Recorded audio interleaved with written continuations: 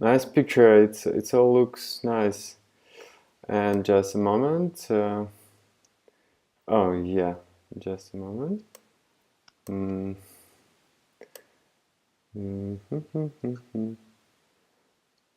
Ignore.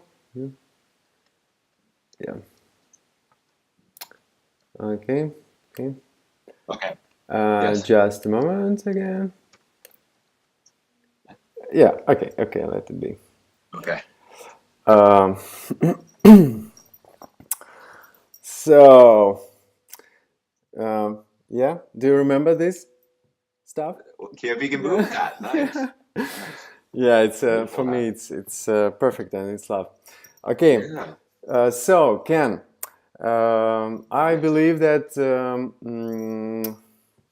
not everyone in Kyiv, not everyone in Ukraine know that you are, I could say, godfather for vegan shifting, vegan boom in Kyiv.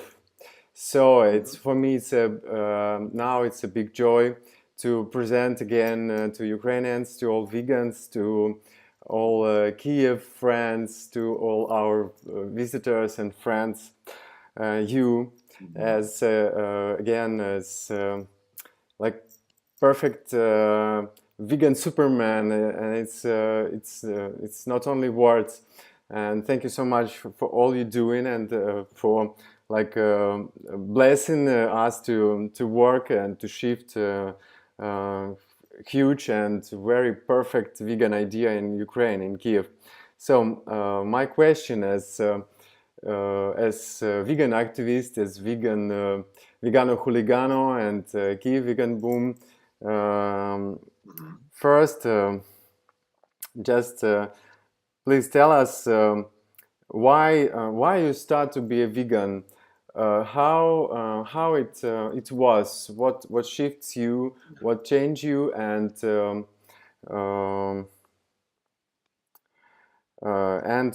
when it was. Sure.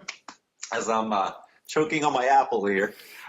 So I became vegan 26 years ago. Wow. And the reason I became vegan is I realized that every single thing that I would practice back then would be something that I would be doing in my future. I thought I was much older than I was at that time. And I went into a bookstore and I already loved animals. You know, my best friend growing up was an animal, was a dog named Toddy. But I remember going into this bookstore and I picked up a book called Fit for Life. And the book basically describes how we're dehydrated as we sleep at night. We respirate, we lose water when we sleep. And in the morning, the best thing you can eat is fruit. I didn't know what a vegan was. I had no vegan friends. My parents weren't vegan. No one around me was vegan. No one around me was vegetarian. But that made sense. And I was just reading this book. It was sort of a health book on what to eat to be healthy. So I started to, I remember after I read that book, it just made sense to me. Now, I had already stopped eating lobster. I had bad experiences with meat. With lobster, I remember there was this green goo in the lobster. And it really made me sick. I think I later found out that might have been a pregnancy. I don't know. It was green. Disgusting. Chicken, I found repugnant too. I remember eating a piece of chicken. There was a vein in the chicken that got in between my two front teeth.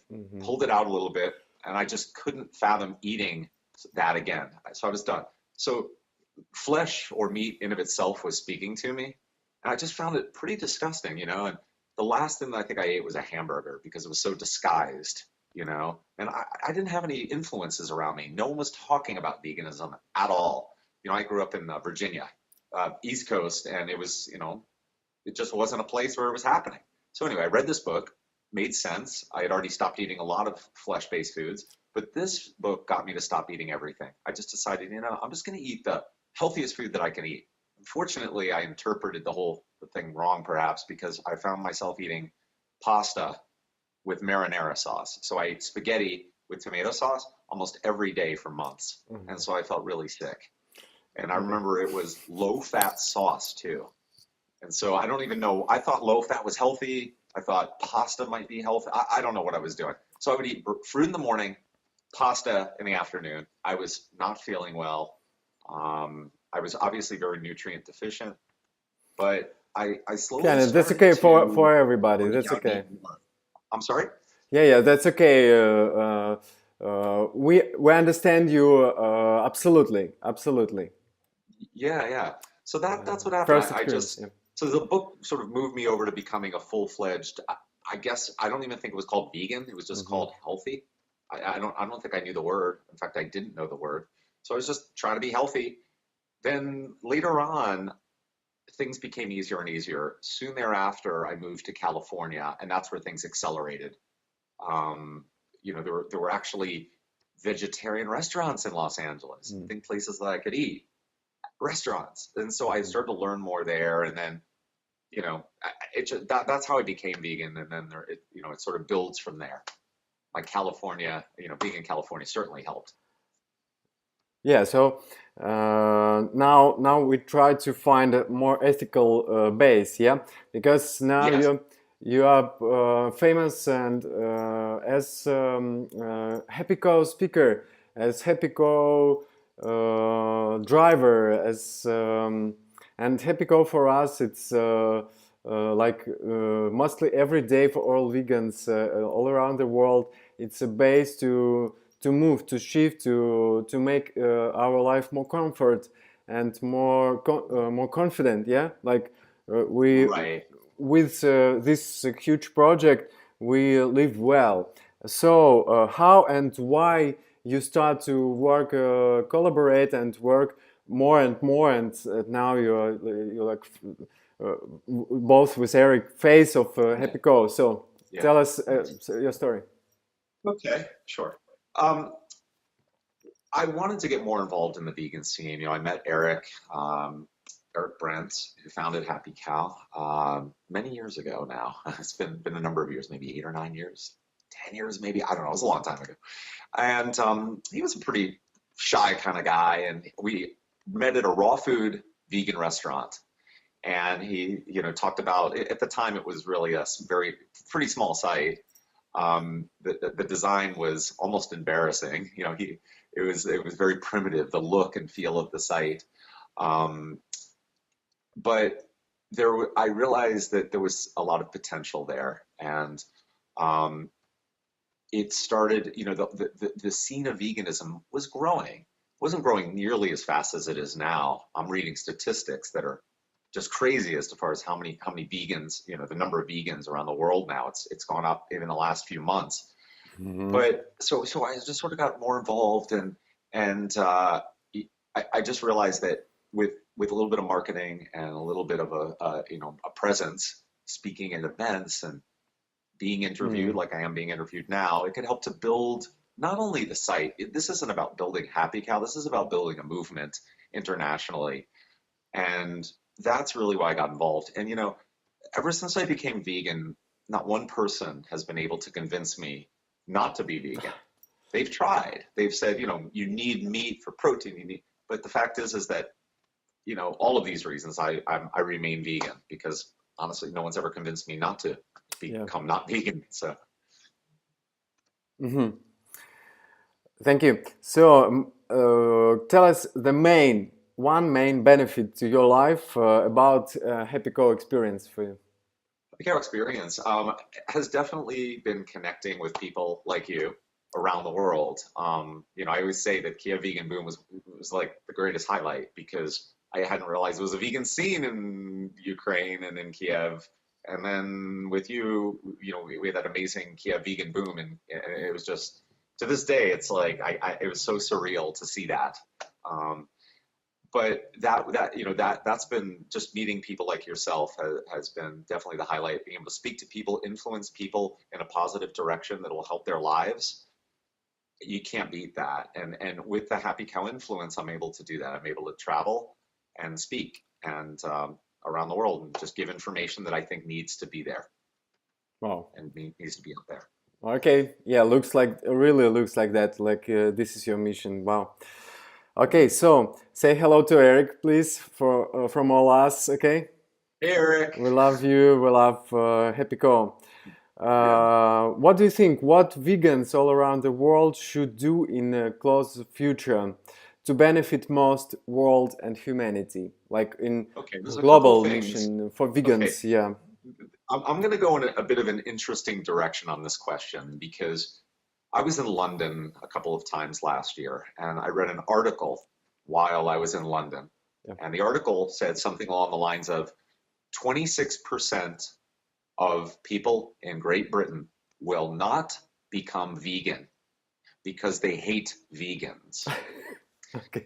And so I thought to myself, the one thing that I like to explain to vegans around the world is try not to be hated. Yeah. You know, when you're hated, people don't want to do as you do.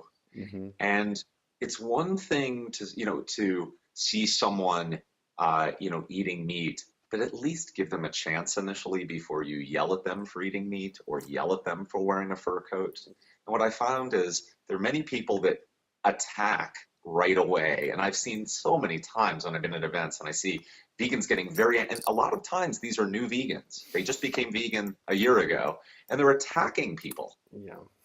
My belief and what I've seen is if those 26% of people are not becoming vegan because they hate vegans, please don't do it. It takes to be hated. And what it takes to be hated is when you literally, I ate meat at one time. I know what it was like. And if someone had come over to me when I was, you know, eight years old and said, you know, you're eating meat, you're killing animals, I would have thought, you're crazy. I don't like you. I wouldn't have made the connection probably. So that's one thing that I suggest. The other thing that I recommend to people around the world is this, and I see this all over the world. People are becoming vegan without reading what it really takes to be vegan. You know, I remember when, you know, when I initially started, I must have been quite low, maybe B12, maybe it was D3. I didn't feel good. And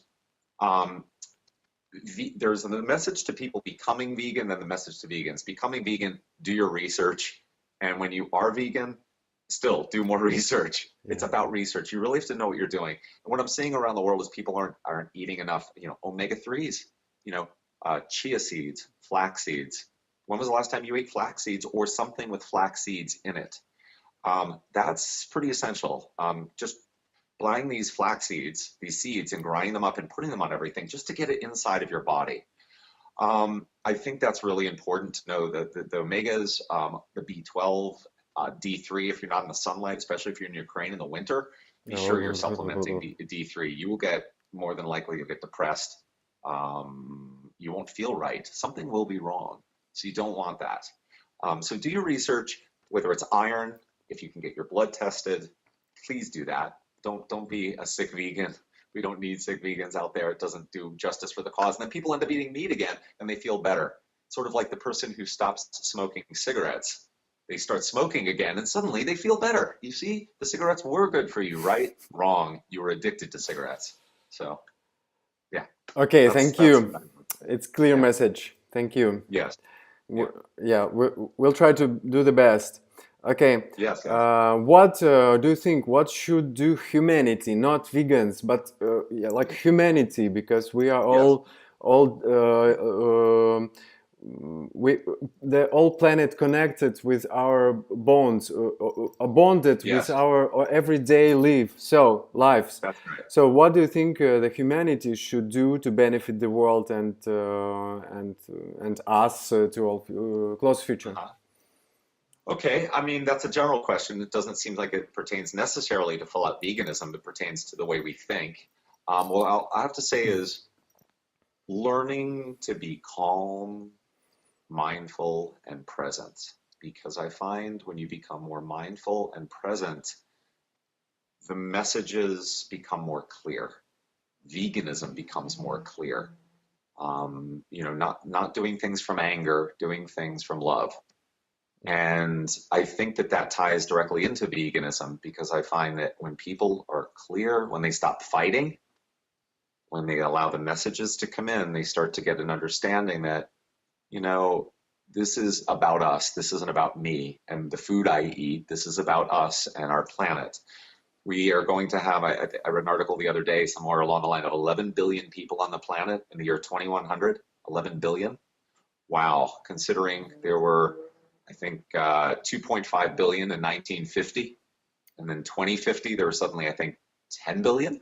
So exponential growth, many, many people on the planet. In order for us to survive and thrive, we have to be mindful, present, and we do have to watch what we eat. We have to watch, using straws and plastics and one-use plastics. It's about ecology, but these messages do become more clear when you calm down and you allow the message to come in, and then you start to research things from a space as opposed to your traditional beliefs. The word tradition is a problem to me in a lot of areas. Tradition fireworks, when we explode fireworks, look how destructive that is to the planet. That's a tradition. Our diet, eating what we eat for breakfast, a tradition. We have to start to look at these traditions and from a present perspective and realize that it's not good for any of us. Many of the traditions. Amazing. Thank you so much. It's amazing. Okay, so best vegan practice in the world. You travel a lot. You are really your mission is to connect everything, to check everything. So the best of best practice in the world, please. Vegan practice. Practice? I mean, best reference for you, for some guy, some team or some project made the best practice for you in vegan action, vegan. Best practice. Yeah. I'm trying to think. Best practice for veganism. I'm not quite clear what the question is. A practice like. People practicing veganism. I mean, okay, maybe some event, or maybe some, like that, or event or anything. Okay. Yeah. Thing that's sort of had influence on me. I mean, yeah. Well, one thing that was interesting, when I was in Toronto Veg Fest last year, I saw a speaker and he said something interesting. He was saying, animal rights doesn't appear to be as effective as people once thought, just the animal rights aspect of veganism. And I said, that's interesting. He said, look, if everyone really cared about cows and how they were destroyed, mutilated on these factory farms, and how pigs are mutilated on these factory farms, they would stop eating meat, wouldn't they? They haven't. People still are eating meat on a regular basis. Even though they know this happens, they're still eating meat. So what he said is, which I think is quite interesting, is he said, what we have proven in society is that many things in this world are based on price, convenience, and quality.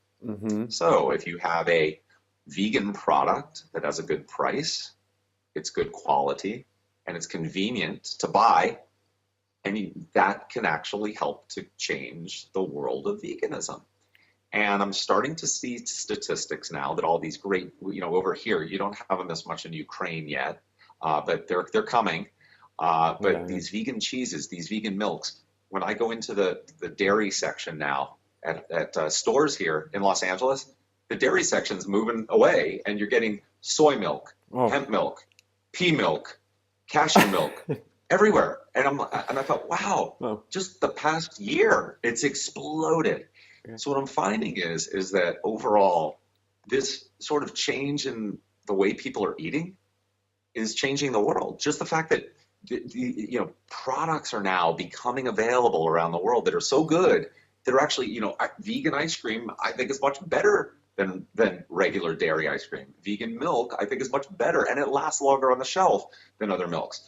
They're expensive, but the more people that buy them, the more competition that comes into play. The prices come down. End up, moving these products all over the world, and so that just sort of I realized that it almost seems that simple. I mean, you make it available for people. Most people around me, a lot of people around me, they just want to get a good product that tastes good and it's priced well, and they buy it and they become, they eat it. So I think that's gonna change veganism more than anything of these products. Animal rights will always be there. There will be people that convert, but I think that it's different spokes to a wheel. You have a wheel, you have the products, you have the animal rights, you have the people that are into their health, people are into, the ethics, the planet, whatever it is. But this is a new part of the equation, and that is so many non-vegan, or vegan meats and dairy and cheese. I think it's amazing. Well, thank you so much. It's okay. It's amazing, amazing. Um,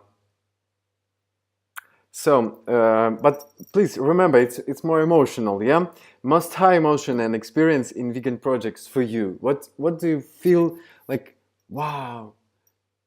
Okay, you are amazing. You made the best work for promote compassion style of life, but not in a boring way or something like that. Just little Well, couple I words, mean, please. one guy, I mean, he can come across in a certain way, and he's not really speaking much anymore. And you and I both know who this is Gary Yourofsky. Oh yeah, I mean, he has had major influence out there. His speech just made so much sense. You know, the speech most watched or something. I don't know what the exact name is, but he's had a massive influence in the world. I mean, he's converted a lot of Israelis to veganism, but a lot of people in the world as well. So watching his speech was, you know, and I saw his speech a number of times. We hung out a couple of years ago and I interviewed him, but he had a big impact on me just by watching the things that he said. And it was just like, just a matter of fact, you know, just this is the way it is, you know. And so he had a big impact on me.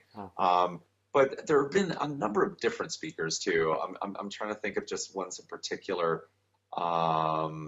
I can't really think of any names. He's the one that sort of stands out because he's got that yeah, charisma, yeah. you know, and he just makes his point. Take it easy. It's And it comes enough. across. It's enough. We understand. We absolutely Yeah. understand. Okay, why Ukraine and how did you find opportunity to make festival here? I mean, it was challenge for you maybe. Tell us a little story, please. Yeah. Okay. So after we were in Poland, I think it was a year later after we were in Poland, Poland was a shock. Warsaw was a shock to us because I saw the number of vegan restaurants. I think it was 2014. There were about like 11 vegan restaurants when we made our reservation to fly there. And then there were 20 May of 2015. And we just saw this explosion in Warsaw. Warsaw, Poland continues to explode. It's one of my favorite places in the world to be vegan. They have two vegan Japanese restaurants, just amazing. So we started to look eastward and we started to say, you know, Poland is one of the centers of, to this day, one of the centers of vegan culture. Berlin was before that. And then we moved from Berlin to Warsaw. And we said, you know, let's keep this line going. Let's go further east. And then I contacted you. Your name came up consistently when I said, who should I speak with in Ukraine? Everyone, people in Los Angeles know who you are. People around the world knew who you were. There was a guy, I forgot what his name was. He was from Ukraine. He says, "Oh, I want to introduce you to a guy." I said, "It's funny. I'm already talking to him because other people said that this is the guy to know in Ukraine."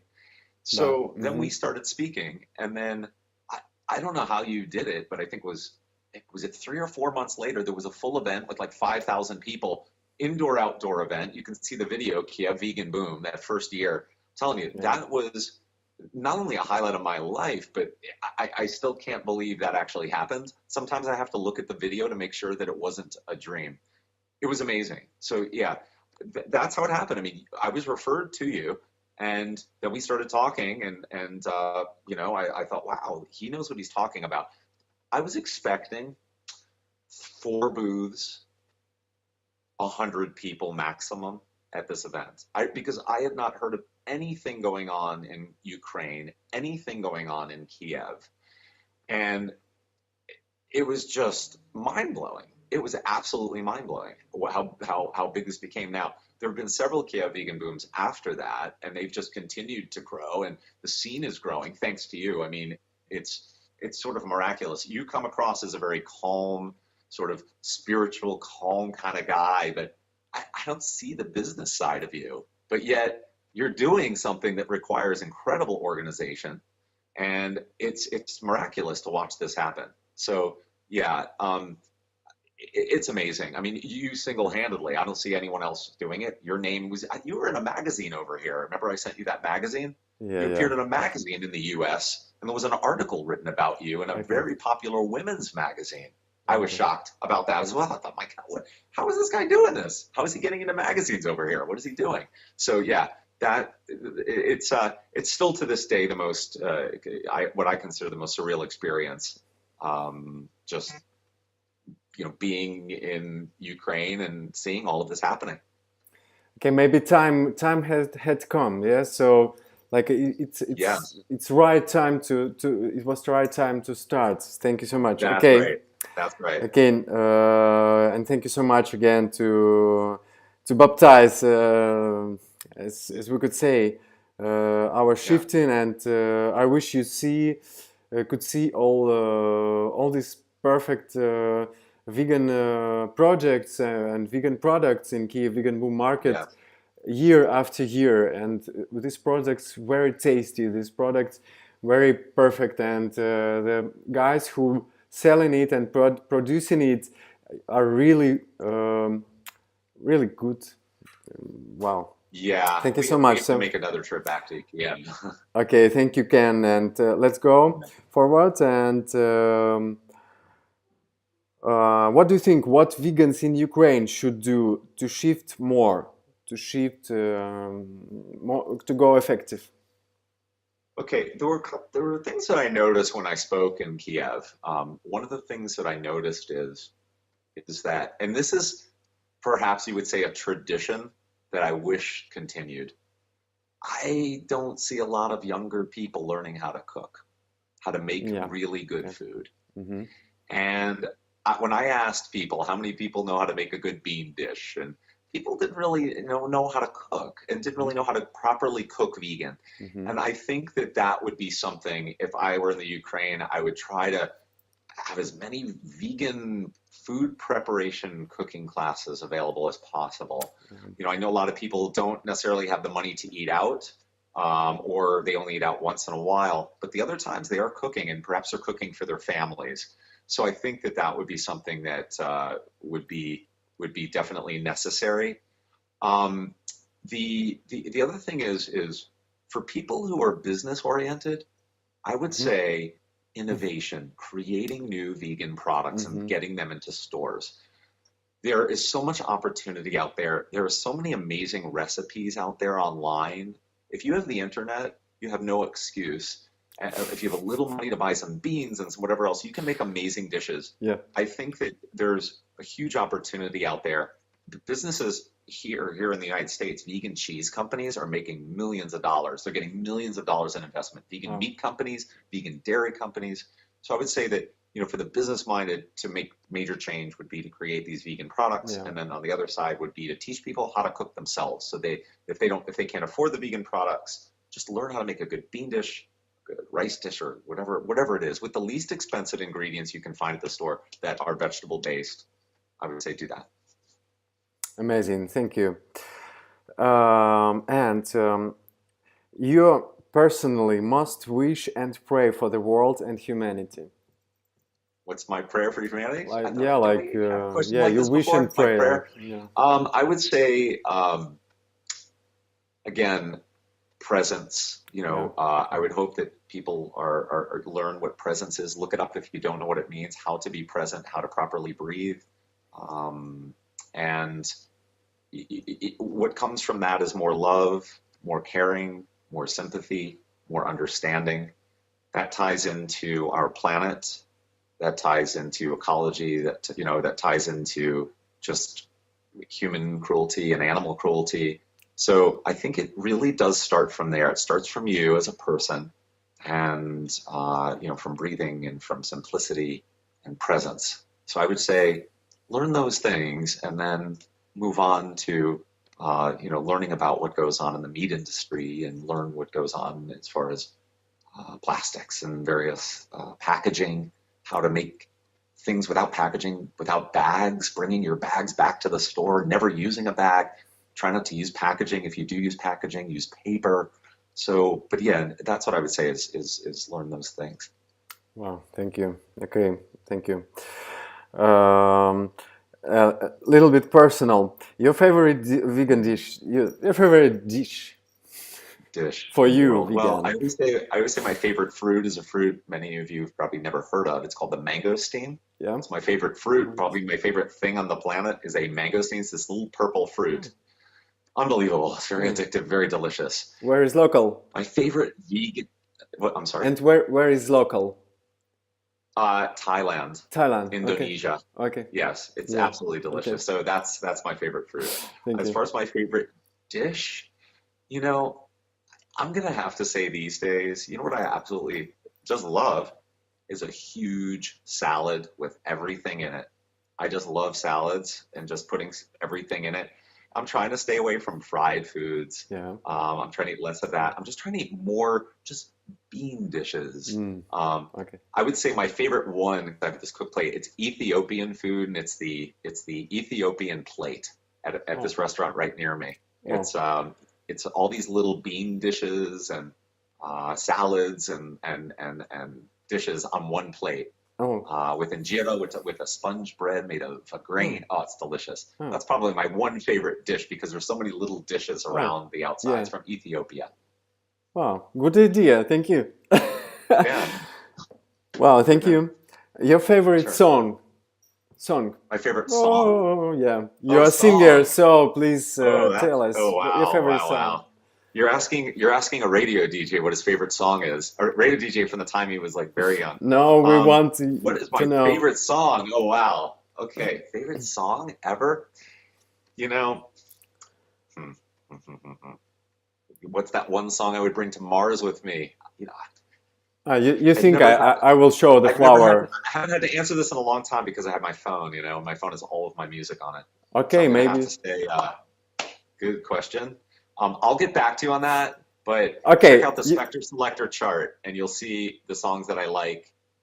The Spector Selector chart is a chart that I do all around the world. Just Google that, and you'll see the music I'm listening to now, and I love all of that stuff. Amazing. And you know what I like. Okay. I like dance. I like progressive dance music and modern dance to a beat. Oh, and actually, it's not a question in least, but have you some project now to sing? To sing.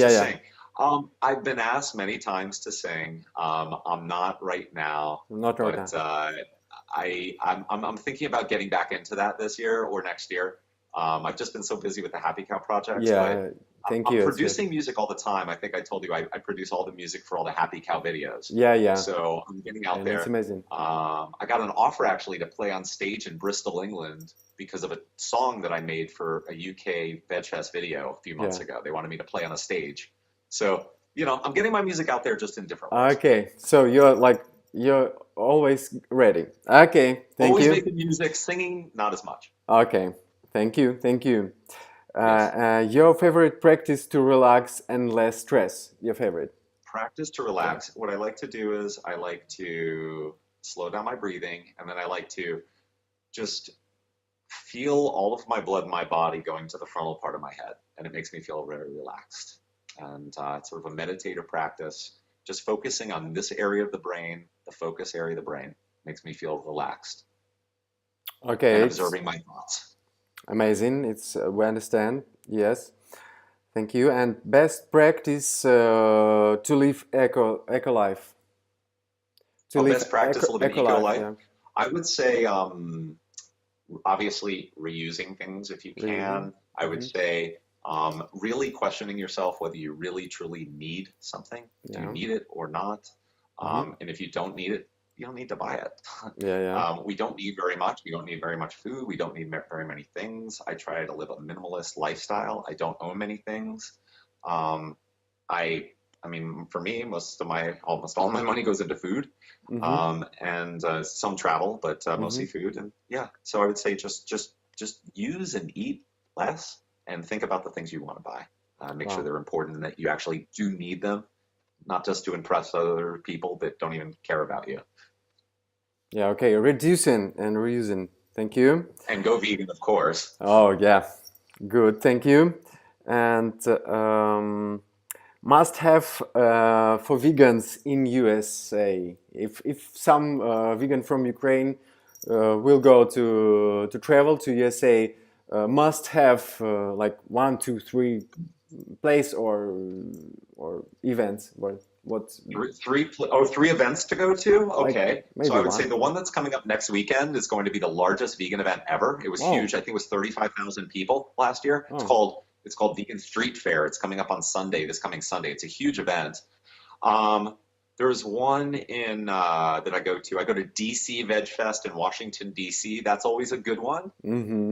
And then the third one, there are just ones all I would say Maybe maybe restaurant, Portland maybe. Veg Fest, Maybe Washington DC Veg Fest, DC Washington yeah. Veg Fest. Mm-hmm. And then there's one in Portland that I like to go to, the Portland Veg Fest. There are so many veg fests all over this country and all over the world right now. It's incredible. The number of vegan events has just exploded. Yeah. We're having trouble even adding them to our calendar. They're just happening so fast. Wow. And what's your favorite restaurant you would recommend in USA? Oh, my favorite restaurants. This actually is an easy question because people ask me this quite a bit. Please. But it's not just one; it's a number of them. I love this restaurant. I'm gonna have to say, I love right in LA. There's a restaurant called Crossroads. It's absolutely delicious. Okay.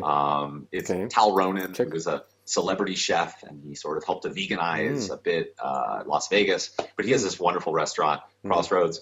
Okay. There's a place, Sushi Momo, in Montreal. They have vegan sushi.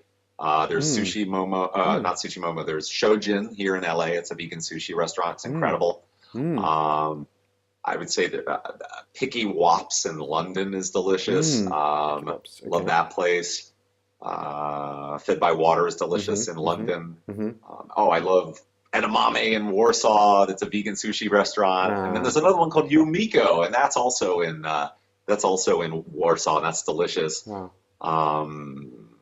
There's just so many around the world right now. I mean, Yeah. it's hard to name one. It depends on my mood. Okay. It's interesting to know you. And of course we'll check Happy Cow. Of course. Yeah, Happy Cow. Yeah. Has it all the reviews will show the way. Right. And please and it's like just question, if someone could go to USA now, can we some connect and can you like to show the place, to show California, to show to show Los Angeles, and maybe is it okay for you to write you on Facebook, hi Ken, can you show something? Oh, you mean if someone asks me to show them around just LA, will I all do our it? friends, vegans, Yeah, if the demand doesn't become too high, absolutely. I show people I around understand. Los Angeles all the time.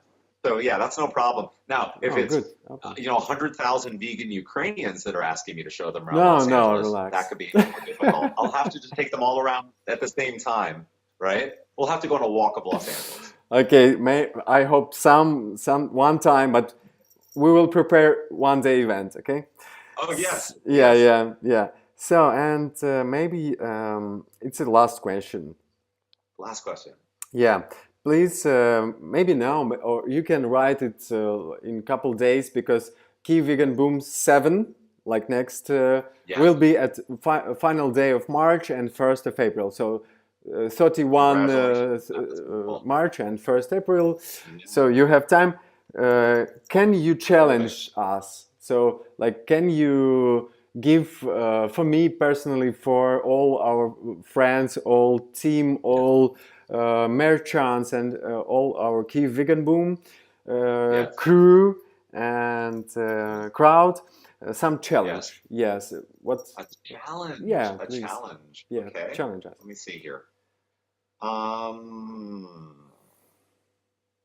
Okay. I challenge each of the attendees to invite one or two of their non-vegan friends over for a vegan lunch or dinner. Amazing. But make sure the food is great, Yep. so that they realize that you can be vegan and also eat really good food. Amazing. Amazing, Ken. Thank you so much for your time. Thank you so much. Thank you so Rudolph. much Really for your appreciate your mission. time. Yeah, thank you for all Happy Co helping us, and please take it easy of everything. Let's stay healthy, let's stay energy, and let's keep connection. And please, write us all message you want, and we'll try to keep you in contact with Kyiv Vegan Boom. Thank you so much again for baptize us, and influence us, and someone, you teaching us, and Thank you so much again. And Thank you so much, Rudolph. yeah, good luck. Real appreciate Just your good time luck. Yeah.